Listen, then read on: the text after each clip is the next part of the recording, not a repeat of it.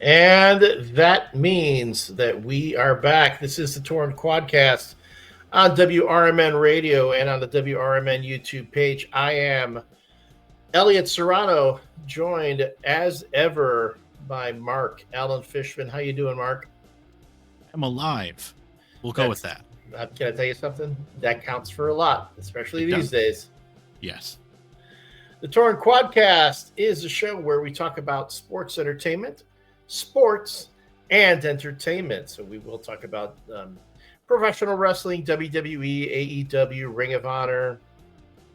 There's Power Pro Wrestling going, and a lot of other great independents around the city of Chicago we'll be bringing in. But today, because in just about 45 minutes, if I'm timing this correctly, once we go off the air, WWE BACKLASH will be airing on Peacock. That's I call it the sequel to WrestleMania. Yeah, more like the Hangover, but Well, we've had our hangover. Our previous episode was about our WrestleMania, post WrestleMania, postpartum, I guess. true. And let's see here. I'm just counting it up. 1, 2, 3, 4, 5. Only 5 matches. One of them being the John Cena versus Randy Orton for the, as he calls it, the last true championship before he retires and takes it home with him, which I'm going to tell you right now, I am rooting for that. I mean, you, me, and every other snark on the planet. Yes. I mean, it makes sense to me that that should happen, and I really do hope, unless, of course, John Cena decides to drop the belt again at the very last, like his very last match. He say drops it back to Cody Rhodes. Sure. I mean, if they can build up, the white meat babyface that won't get booed to Cena's adulation for leaving, that's a tough road for them, but we don't have to worry about it yet. And make sure everybody knows this is 2025, and yes, it is John Cena versus Randy Orton. This is only their 872nd match. And if you're going to the records, they are dead even.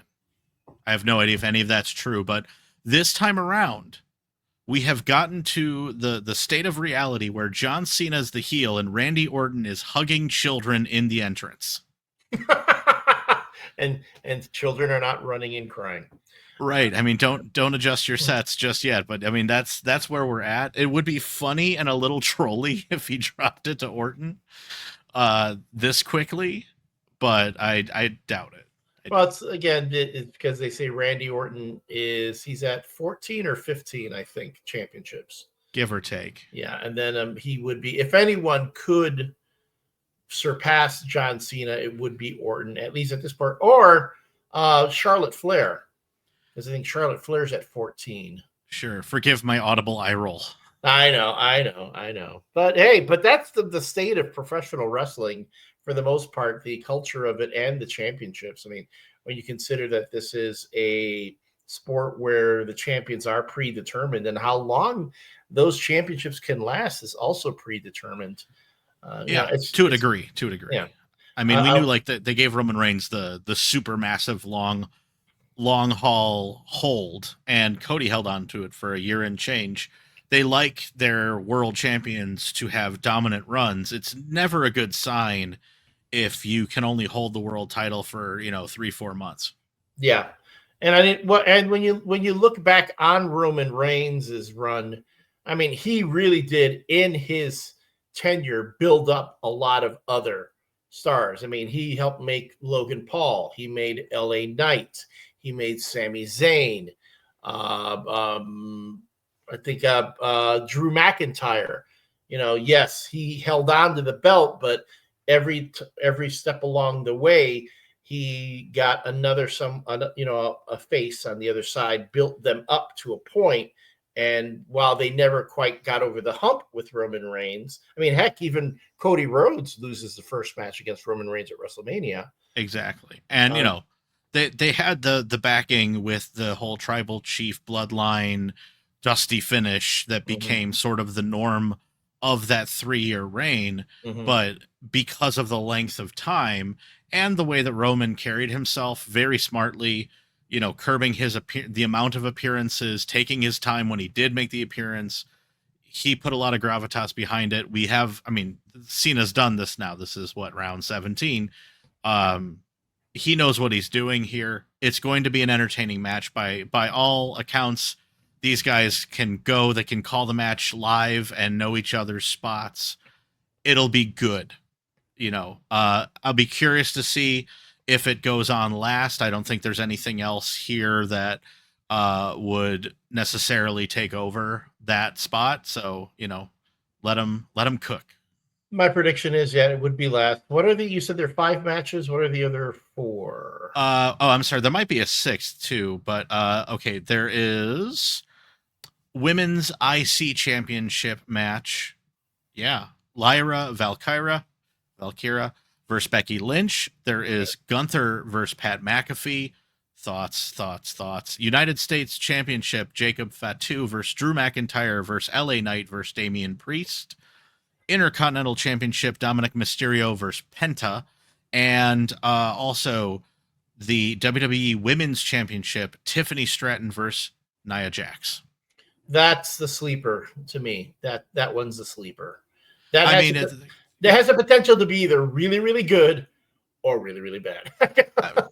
All things considered on this card, credit where it's due. Any one of these matches could go really, really well, minus one of them. Get you. What was the first match again? The next one down this particular CBS affiliate link is Lyra Valkyra versus Becky Lynch. I say Lyra goes over. She is the champ. The story doesn't... it got interesting from what I read in the dirt sheets. I guess Becky got a little worky shooty in some of her promos over this.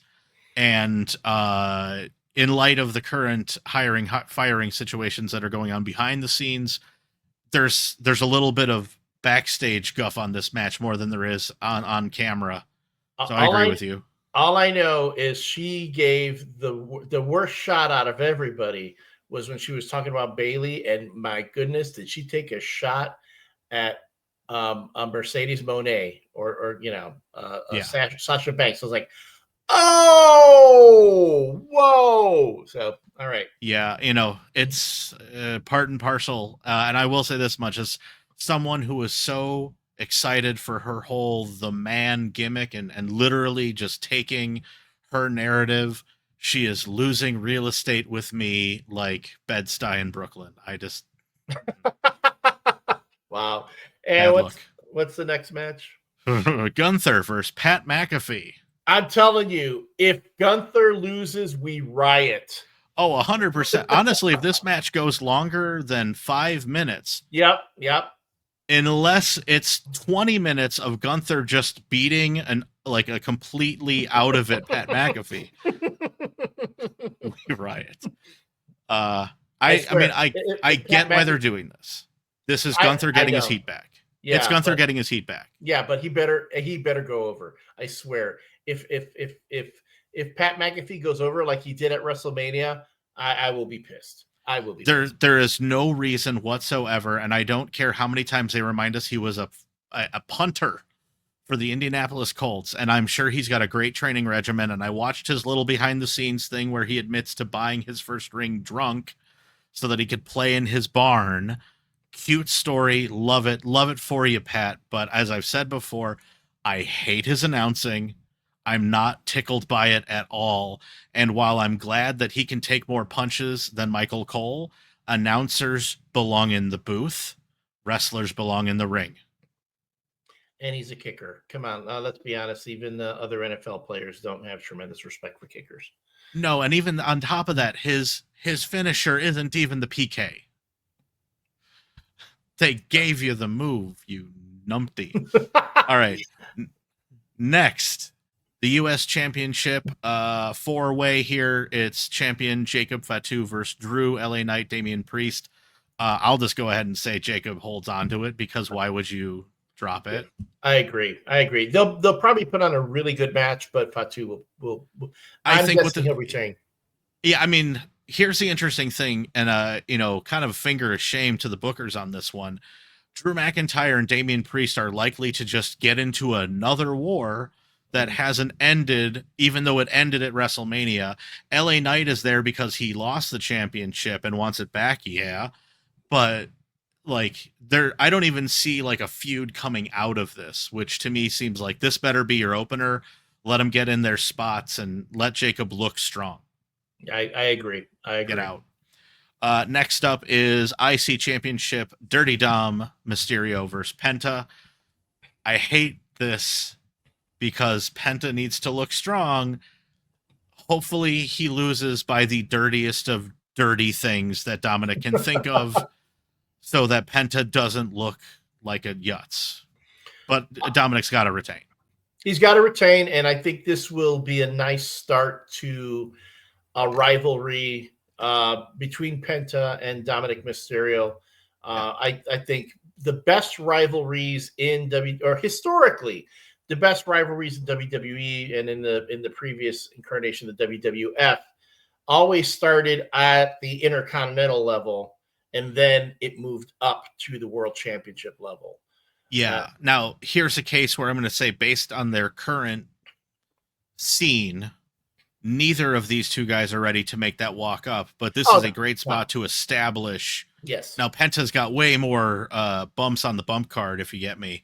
But he is new to the WWE audience. Mm-hmm. It's going to be a good match. They'll put on something great. I just hope that this is a case where Dominic really would have to prove to me that even with his, like, I'll call it an alternate American style in the ring, like he knows lucha moves, he knows how to take them and give them.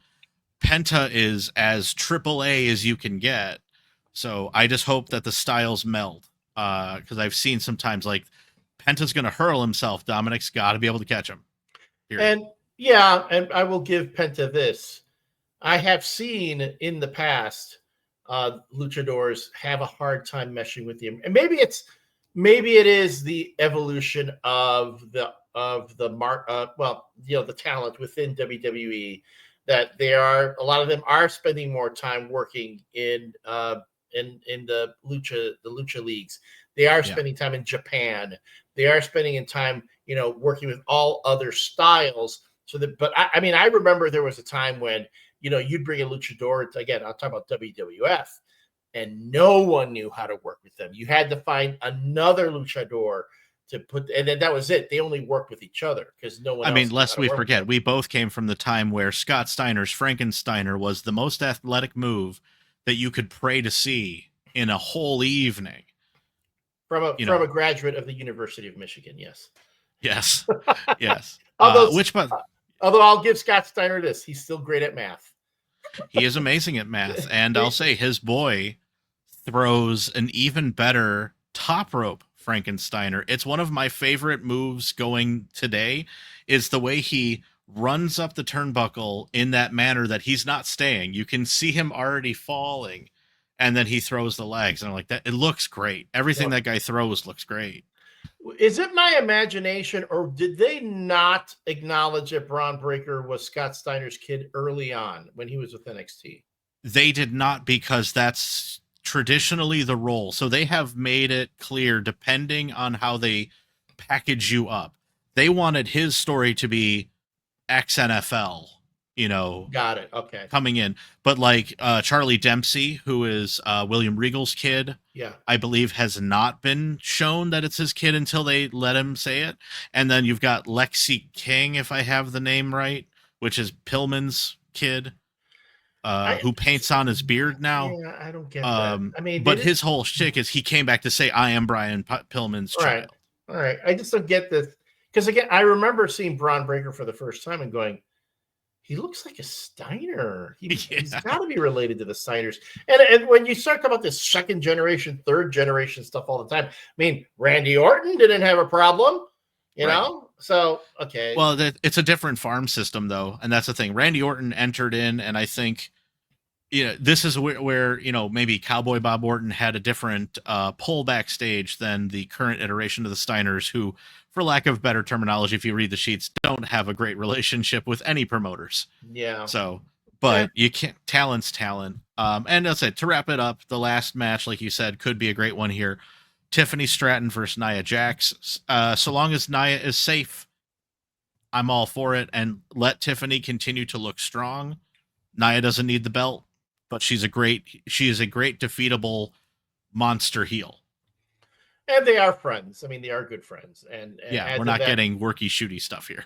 And I'm going to tell you right now, I kind of feel like Tiffany Stratton is not going to get near the beating with Nia Jax that she did with Charlotte Flair. Yeah, she shouldn't lose any teeth this time around. Yeah, which is unfortunate that. But if Nia can if she keeps the like wicked butt stomp thing below, just hit it correctly. We don't need any issues. And that's back. Can I tell you, I'll take that bump. I'm sure you would. I mean, look, some people would pay a pretty penny. There you go. Nia, my queen, call me. That's okay. I'm going to reserve my shekels for Rhea Ripley. Oh, no, she'd fold me in half. Yeah. That's the problem. My legs don't go up that high. I can't do that.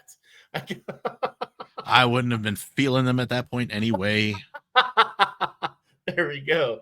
Yeah. And then we are both we're both rooting for John Cena to retain the title against Randy Orton. So it's too early. Yeah, it's too early for any of these champions to drop their strap. There's no compelling story that would be better than strengthening your champions because some of these are new. Curious who isn't on this, and I'm actually glad for the stretch of build. No Yeet champion on this one. Well, he just defended it at Raw. Yeah, so like they're running it that way, like stretching the story out with this new dangerous alliance, air quotes, not air quotes. Have they released a shirt? The WWE called it that. They sent out an email. It's Paul Heyman's new dangerous alliance. I'm like, okay, but I will say this, and this is my thing. This occurred to me as I was watching Raw this past week. Because you said you've lamented that's going to be it. It's just going to be Braun Breaker and Seth Rollins, and versus the world, right? And they're going, that's two guys. So what keeps me from creating a faction with three guys to nullify those two guys? I mean, at least with Roman Reigns, he had the bloodline, and it seemed like the bloodline kept getting bigger and bigger. He had the Usos, and then he brought in Solo Sikoa, and and it just seemed there was always some extra element that he would bring in to always make sure that he had the upper hand. Whereas if it's just Seth Rollins and Braun Breaker, don't get me wrong, formidable. I like them both as talents, and I think they're going to be awesome, especially if you've got the Paul Heyman rub the whole time. Hell, even just this past week, when they were doing this whole bit where Paul Heyman was telling Braun Breaker how there's no way Jey Uso can beat Seth Rollins because he hasn't planned for it and everything, and he's just talking in his ear like Iago to Othello. And Braun Breaker had all these great facial expressions as he's listening, and they're going, "Oh, look at that! It's working." He's getting into the storytelling, which is probably the biggest thing now, if you want to get over in WWE, is, let's be honest, you got to be able to act now. You have to be able to do facial expressions, as they say, the cinematic version of wrestling. Yeah. And he was really good at it. I mean, look, I'm going to steal away from AEW because one of their talent, Anthony Bowens, is now going by the 5-tool player, which is the worst professional name I've ever heard. But it comes from baseball. I would say that comes from baseball, yes. Which he is a baseball athlete, so it makes sense for the character. But to the uninitiated, calling yourself the 5-tool player sounds like you're Hank the Handyman. But if you want to, if you want to add the attributes up of what makes a great modern professional wrestler, Braun Breaker has all of the parts in the bag. He can go maybe harder than anybody else working today. He is believable. He can talk when he needs to. He's not a big verbalizer. And when he has lost, he's given us what I would call like that defeatable Achilles heel, right? He goes so hard that if you can dodge it, he can stun himself, leaving him open to be hit with stuff. Paul Heyman is masterclass. Everything that guy touches is gold when they let him run with it. From the guy who actually made Ryback a credible threat for 8 months.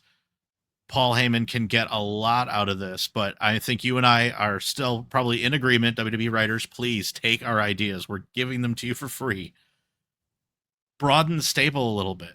You don't have to go Judgment Day. You don't have to make it a weird turnstile of talent, but I would love for them to take some like truly green talent or grab anyone from the female roster and try to build something that's even bigger than the sum of its parts. I'll say like it's not being done well in AEW, where there's Don Callis, who was formerly the Jackal, if you were a fan of old school wrestling. Well, he's got something called the Don Callis family, and he was actually out on this past Wednesday night with the whole family, and there's like 8 wrestlers, and it's the first time they've ever put all of them on stage at once, and I'm like, oh, holy crap, if you actually consider that, that's really formidable. Like, if they really wanted to do something, they should, because it's 8 players deep, and I think the lightest one is 285 pounds. Jeebus. I was like, yeah, this is clearly a great looking stable, even if they're run by a weird Paul Heyman meets Jim Cornette knockoff. I'm not sure. Well, they can surely put any old country buffet out of business. Truly, they could. And it's a great cavalcade of names and faces, young and old. It's a good group. But yeah, I mean, I'm excited for all that, and y'all know me. I'm counting down the minutes till Yeet is over. I'd like to think that he's going to hold on to that for at least a while. I mean, again, if you want to build this championship up, although again, it looks like they're looking at Sami Zayn, there's a whole bunch of different angles you could go with it. Here's my pick for the person to dethrone Jey Uso. Curtain jerker, Jimmy Uso. Ooh, that would be interesting. Just and I'm dead serious about it. Let him come out, let him play that. Hey man, you forget we are identical twins. I know everything you're going to throw before you throw it.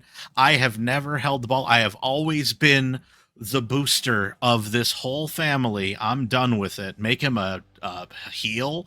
Let him stab his bro in the back and let them run towards that eventual hug it out face turn a year down the line. Well, they did that at WrestleMania, though, 2 years ago, didn't they? Sure, but we all can forget. All right. Well, let's not forget, we've got another half of the Torn Quadcast coming up after the break. We're on the YouTube, so stick around. We'll be right back.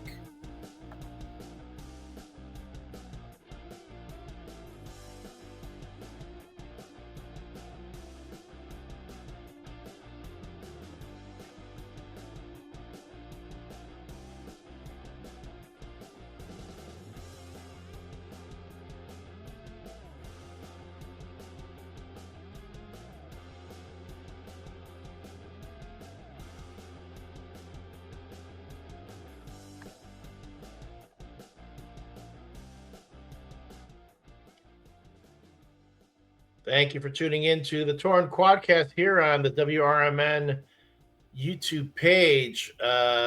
Just for folks who are wondering, why are you taking a break when your show has been preempted by the Chicago White Sox? This is for production purposes later, in case we decide we want to air this episode on the stick at a future broadcast. Helps me to put that little break right there in the middle. That always helps. We've been talking about WWE Backlash and what our expectations are for that premium live event. Hey, if you're watching this live, if you're watching this now on the YouTube, you've probably got maybe about 20 minutes before it actually runs. So we won't feel bad if you decide to skip out.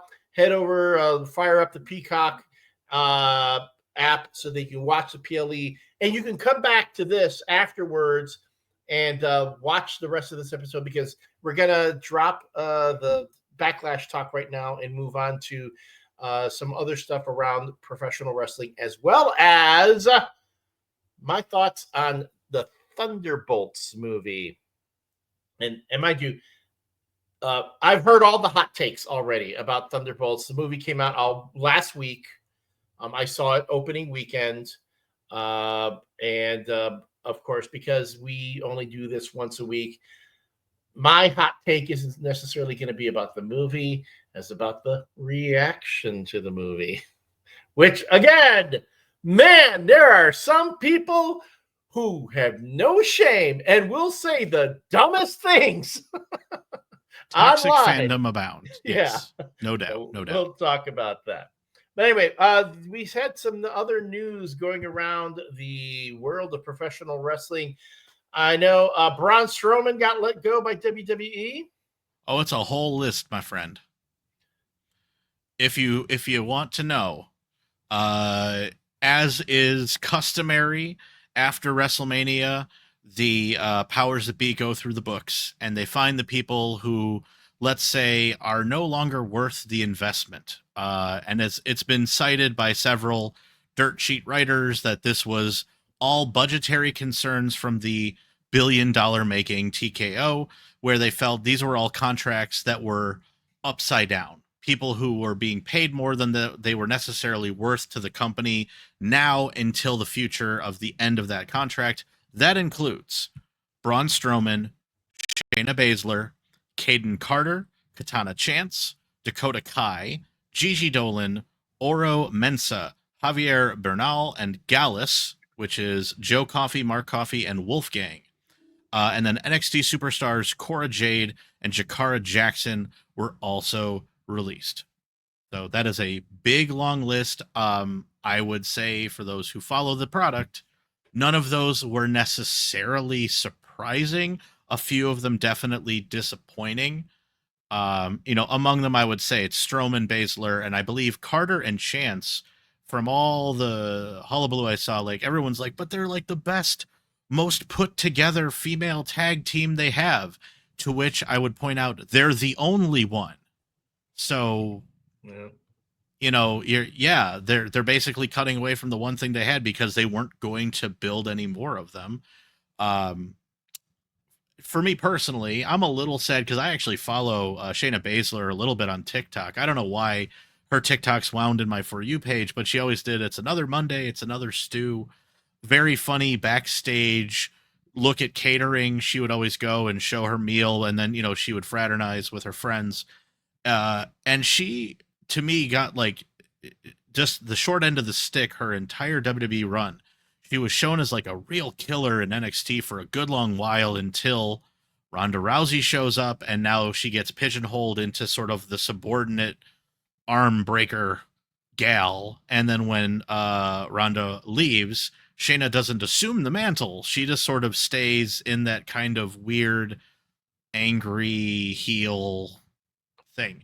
And I think that that's a bit of a loss. They could have done better with her, but if she chooses to go on, there's more than a few places she could land. And I'll say the same for Braun Strowman. He is somebody who I will point out personally. He won me over because when he first came in, by the way, I totally got that he was a Adam Rosebud. He was, the how could you miss him? This big, weirdly smiling burly dude. Then he came in as the Wyatt family black sheep.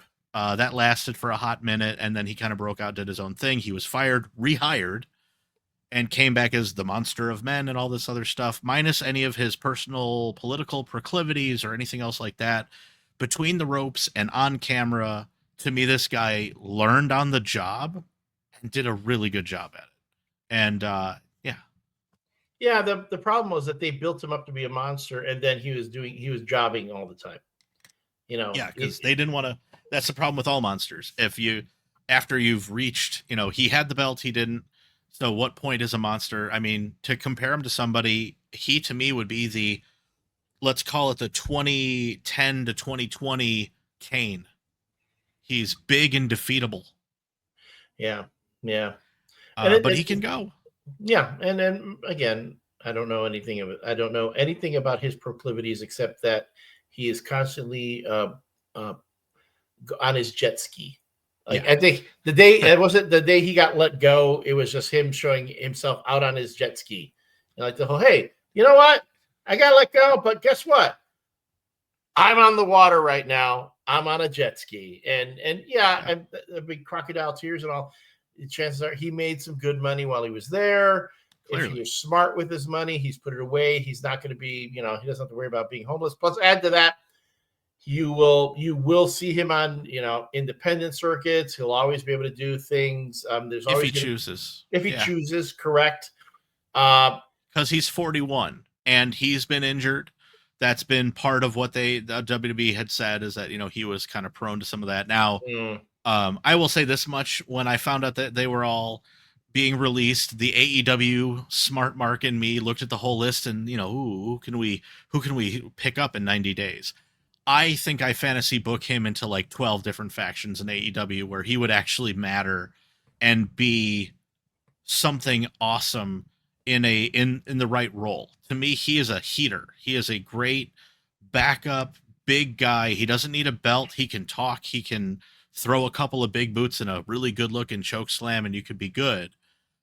Whether or not, I don't think Tony Khan needs him. It's probably not his style, and he's likely not going into the G1 tournament next year. So let him jet ski. And for the rest, I think obviously maybe the bigger disappointments here, all the female wrestlers let go. And especially because I believe it was Dave Meltzer who tried to include in his story that part of the reason they were let go was because they were, quote, lazy and not up to the same training regiment as other female superstars, to which the currently still on staff WWE female talent came to bat and said, absolutely not. I'm going to say, I used to follow Dave Meltzer. I used to subscribe to his newsletter way back when. We're talking about back in the late 80s. I sent him my $20 and I got the little reproduced bit in the mail, every week. But old school. Yeah, but I'm like, nah, I'm sorry. I take a lot of what Meltzer says with a grain of salt. I just don't. Especially now. Yeah, I will say, though, to your point about the female wrestlers, it is a bit heartbreaking. Not only Shayna Baszler, but, Dakota Kai. Yeah. I know all the things that she's been through. And it was even really touching that one time when Io Sky, remember when she won the championship belt? Yeah. And the press asked her, so, what are you going to do if, is there anyone who you're going to, I forgot what it was. Like, is there anyone else you're going after? Or you're going to have your back or whatever? She goes, well, I'm still part of Damage Control. Well, Damage Control is no longer. I mean, that's pretty. Yeah. Oh, it. And I should mention too, not in this list, Shotzi was also released. Yeah, that's also. Also, I feel bad. It's just like, unfortunately, I hate to say this, but it's like, there are a lot of that type coming up. Who's that one right now that's coming out of NXT? Julia. Is it? No. What? She's kind of like a Shotzi type who's coming out. The sort of postmodern punk is it's an archetype now, for sure, which she was a popular one. I think it was just because they didn't want to travel with her micro tank. But that was such a great the tank girl tank. It was an amazing gimmick, no doubt. But again, like you could tell when any booker, you can see who they like, and for whatever reason, some of these wrestlers really never got. They were there, but did any of them have truly memorable runs? A few. I mean, you could name a couple, but like I look at someone like Strowman and say all the best things he did was get other people over, which is a skill unto itself. But Baszler, I mean, she always felt like fish out of water, and then like they tried to put together. I think she was in a group with two other ladies, and it just happens to be they're all lesbian. So let's come up with a code for that because we're not progressive enough to just not care about a wrestler's sexuality when it has nothing to do with the gimmick. It just happens to be. Because hey, look, you can have your gold dusts and I'm gonna miss the next one, Rico, and hilariously, in context, I never thought about it until just now. Was Ravishing Rick Rude coded and we just never got it? I got it.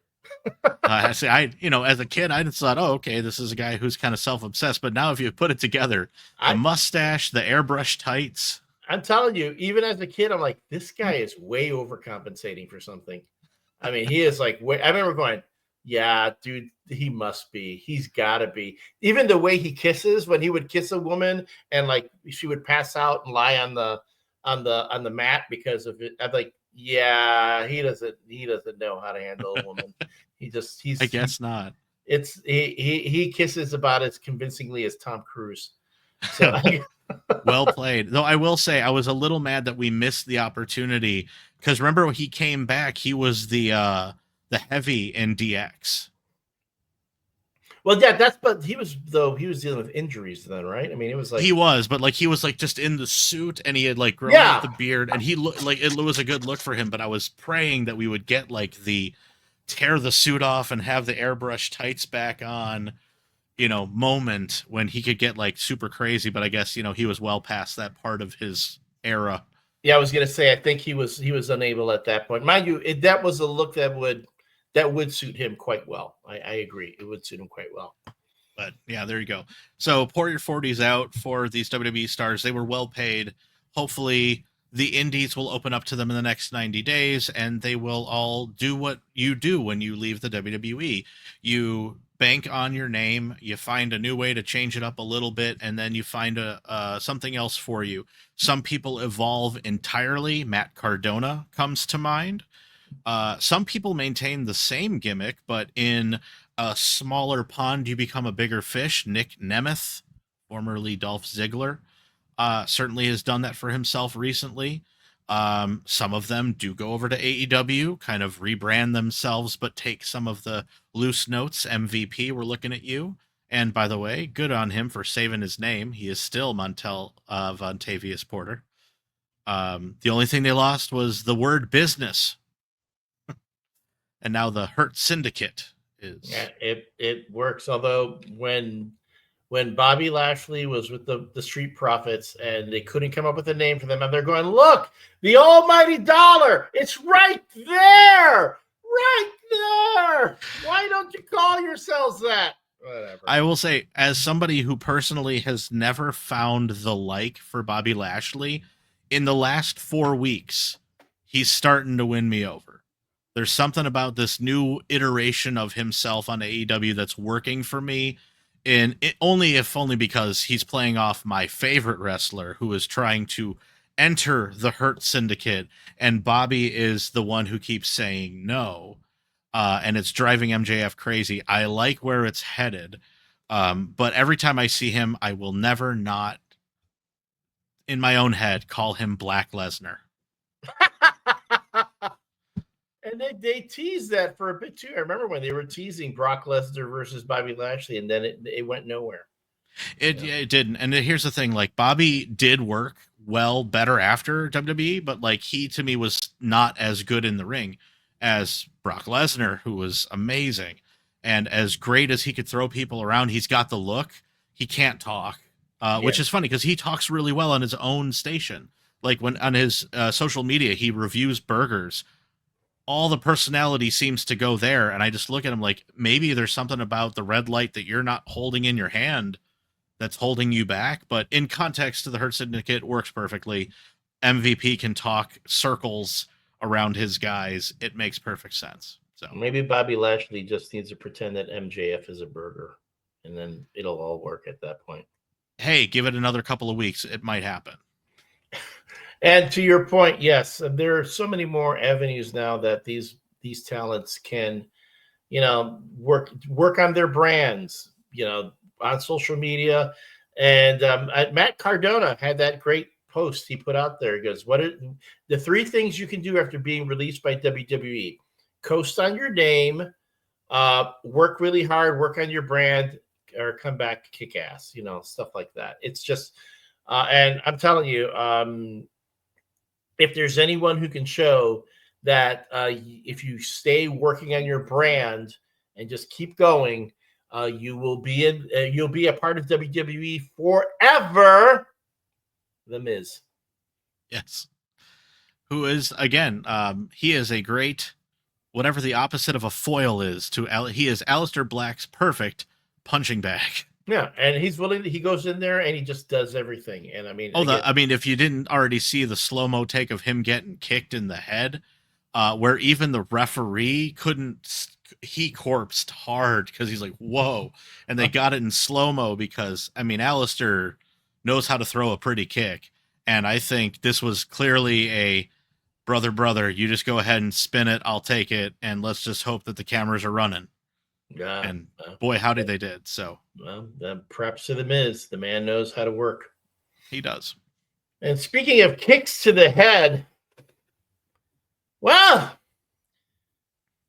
last week the reason why there was that little asterix next to the name Thunderbolts on the movie posters for Marvel's last big blockbuster release was revealed. And first off, if you somehow have avoided this spoiler, because even Marvel came out and has been spoiled. They didn't even wait for the weekend to be over. They started spoiling it like on Sunday. That's because they saw the returns on Friday and Saturday. I thought they were decent. I thought they weren't okay.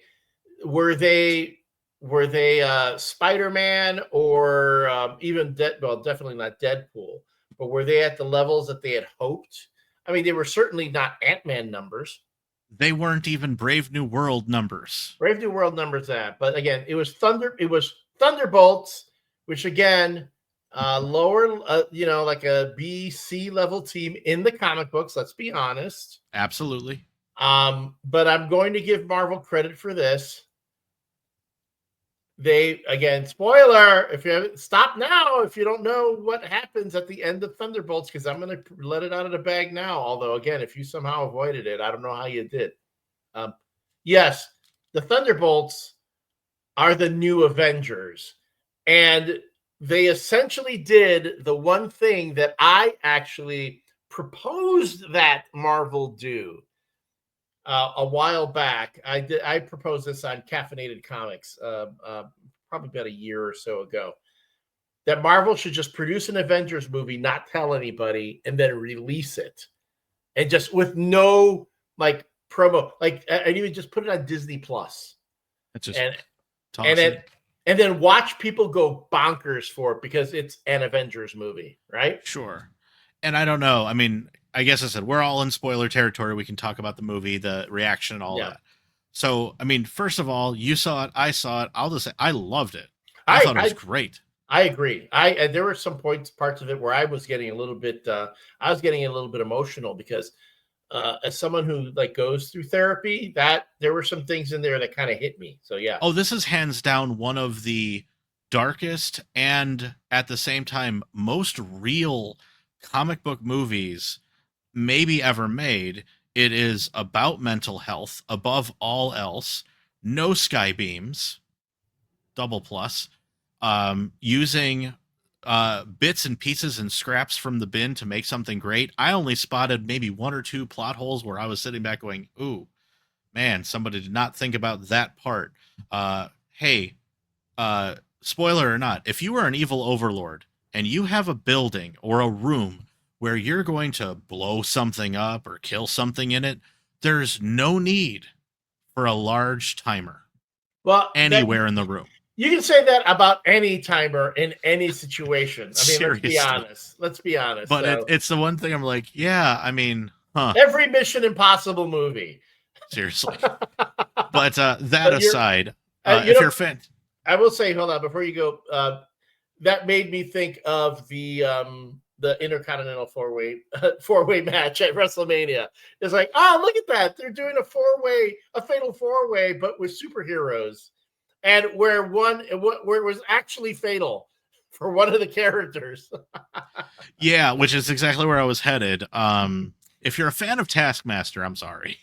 Yeah. That Well, was there are a lot of. Can I tell you something? I know there were a lot of fans of the comic book character that were not pleased with the movie version. So very true, and it's. But here's the thing: this is what hurt me personally. I came into that movie telling Kathy, my wife, I'm like, man, I'm actually excited for Taskmaster because I don't feel like I got enough of the character in the Marvel series and stuff, and I love the concept of the character, somebody who's trained themselves specifically with the moves and techniques of other heroes and villains. Like this would be so cool. And the one I could care less about was Ghost. So like you could have flipped a coin on either of those two, but Ghost has way more value to the mission because we ain't get anything about the personality. 90 minutes, there's nothing on her. She's just there and British and scowly. Yeah, but I love her. I love her movie interview. I love her press interviews. Yeah, oh yeah. I mean, the actress is great. I mean, all of them are great. You know, actually, and Florence Pugh. Oh my goodness, Florence Pugh is give her everything. Everything. Yes. I mean, she's amazing. She did carry that movie. She carried it. So she did, but she earned it. And hey, one big shout out: David Harbour could not deliver a single line in this movie without me laughing. It was. And he was amazing. He was great, and I will say, genuine audible gasp from me, a 43-year-old father, when he goes in to save the little girl. It's in the trailer. Yes, and it was understated. They did not make a whole. There was no through line about him saving people. It was just, oh, he is showing right now that at his core, this man's a hero. He is. And then the dusting and the not dusting and all that. So that was no, it was an incredible experience, and I enjoyed it. All right, we're going to take a quick break, one last break, and then we're going to come back to wrap up our thoughts about Thunderbolts. And I want to talk about the online reaction, which was effing ridiculous. Yep. So stick around. Short break for production purposes. This is the Torn Quadcast on WRMN. We'll be back.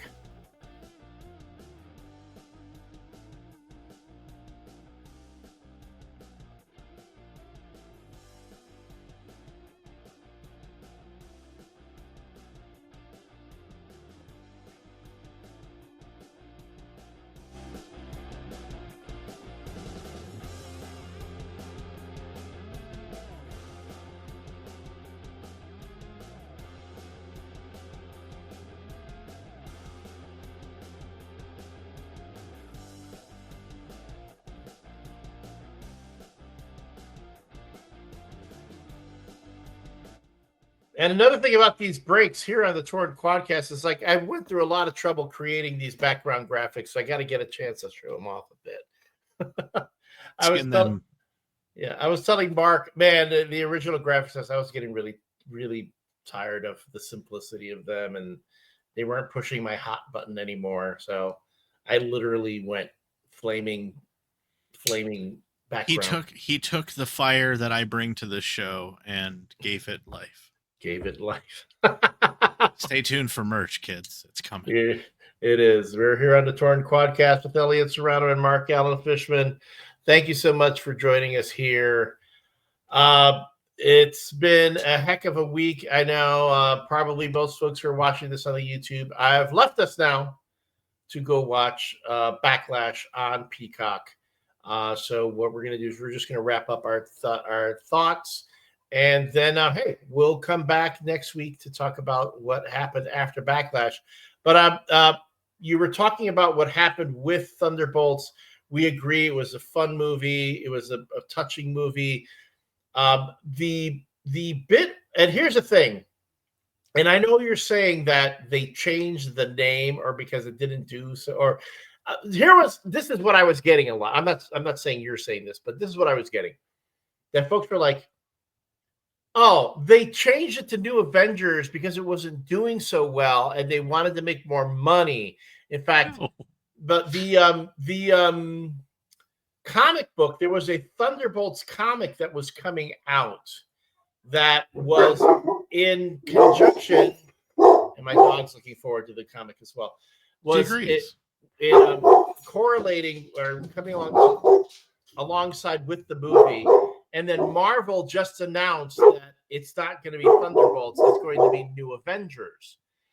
And someone commented on the Bleeding Cool Facebook page that, it's because, Marvel just needed to make money, and again, it's because it wasn't doing so well. They wanted to promote sales. And they're going, you do know how hard it is to do that kind of thing? You can't just do it at the last minute. You just can't go back in and go, okay, we're going to change a comic.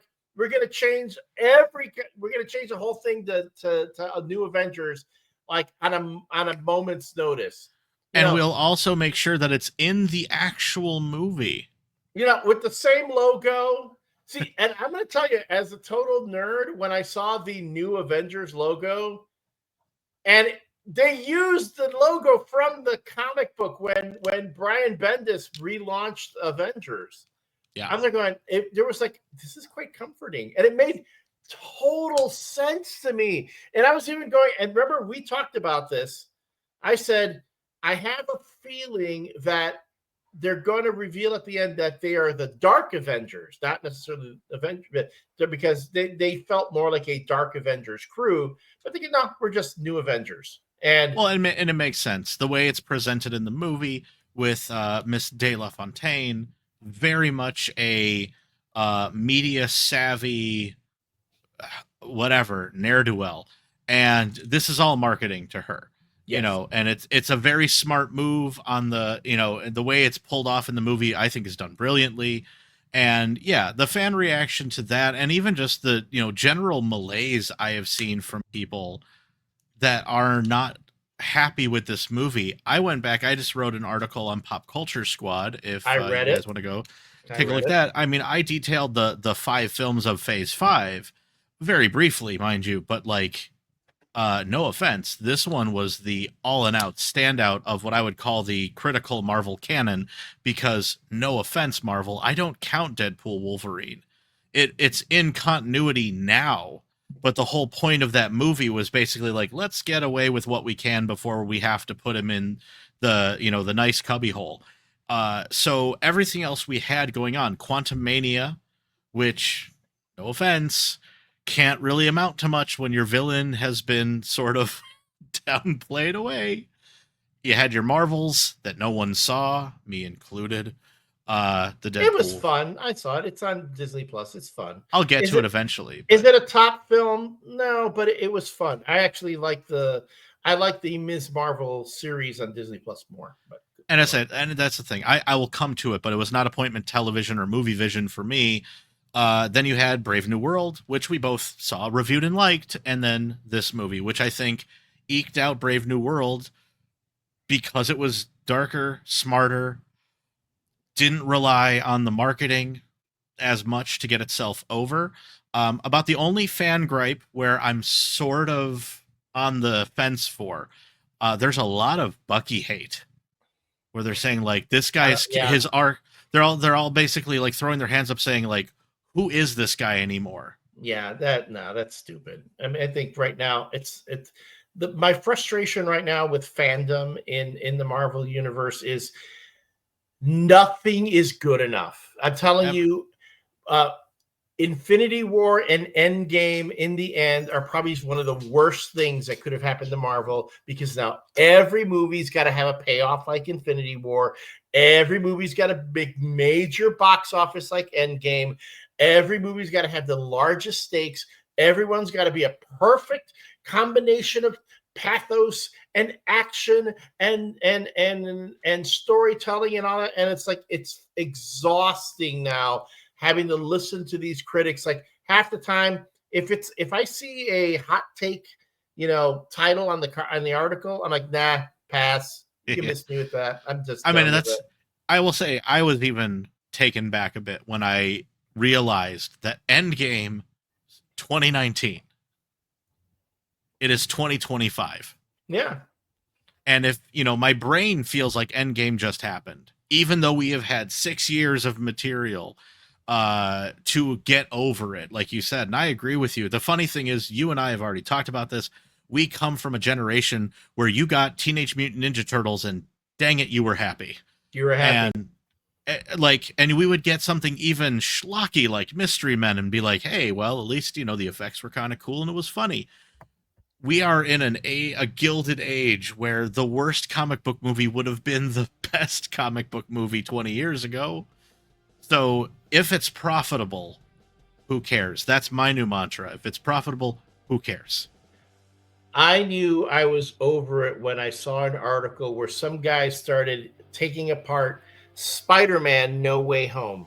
We're talking the Spider-Man that that united the Spider-Man of 3 different worlds. Yeah. And talking about, Spider-Man No Way Home has so many plot holes and it fails, and I'll explain why. I'm like, you know how long ago that movie came, and you know how much money that movie made, and you know how much people love that film? Like, enough already. I'm just, I'm done. The fan rage will always put their glasses up. So I think we need to make a shirt for you that just says F you fans. I want to start a website called WTF, Weaponized Toxic Fandom. Coming. It's coming. All right. Well, hey, Marc, thanks for bearing with me on this one. I share the ire, but sometimes I have to cede it over to you. I appreciate that. Well, thanks. That's been another edition of the Torn Quadcast here on the WRMN YouTube page. When we come back next week, we'll see what happened at Backlash. Was it elation? Was it disappointment? Who's getting fired next? Who's getting a push? And, wait. Fantastic Four? Superman? Peacemaker? So much to come. Yes. For Marc Allen Fishman, I'm Elliott Serrano. Thanks, everyone, for tuning in. We'll see you again next time.